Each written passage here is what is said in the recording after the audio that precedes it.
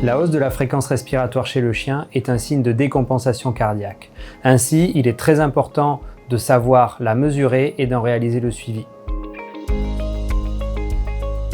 Pour mesurer la fréquence respiratoire de mon chien, il faut tout d'abord attendre qu'il soit au calme et idéalement endormi. Évitez les retours de balade et l'idéal est de mesurer la fréquence respiratoire à horaire à peu près fixe, par exemple le soir.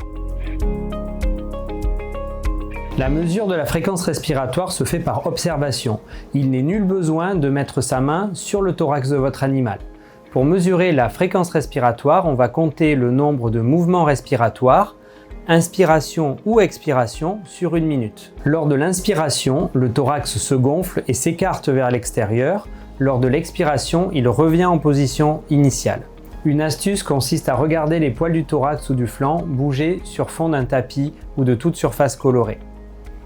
Une façon plus rapide de mesurer la fréquence respiratoire est de compter le nombre de mouvements sur 15 secondes et de multiplier ce chiffre par 4 pour obtenir la fréquence respiratoire par minute. Vous pouvez noter les fréquences respiratoires sur un petit carnet afin de montrer votre relevé à votre vétérinaire lors de la prochaine visite. De nos jours, il existe également des applications qui permettent de réaliser des comptages de fréquences respiratoires automatisés, d'enregistrer les mesures et de les transmettre à votre vétérinaire. Si la fréquence respiratoire de votre animal dépasse les 40-44 mouvements par minute ou de 10 sa fréquence respiratoire normale sur plusieurs mesures consécutives, n'hésitez pas à contacter votre vétérinaire.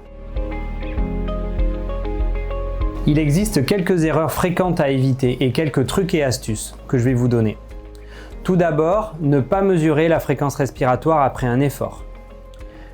Il faut également éviter de mesurer la fréquence respiratoire si votre chien est en train de haleter.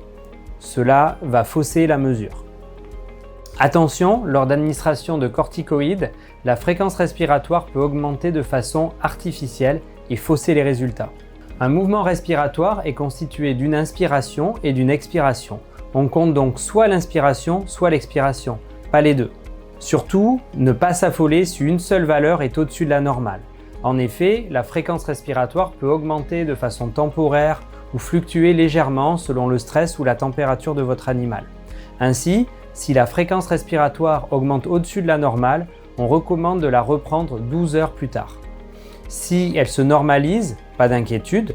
Si la fréquence respiratoire demeure élevée sur plusieurs prises ou si elle augmente, contactez votre vétérinaire. Retenez que lors d'œdème pulmonaire, la fréquence respiratoire va augmenter progressivement et la respiration va devenir plus difficile.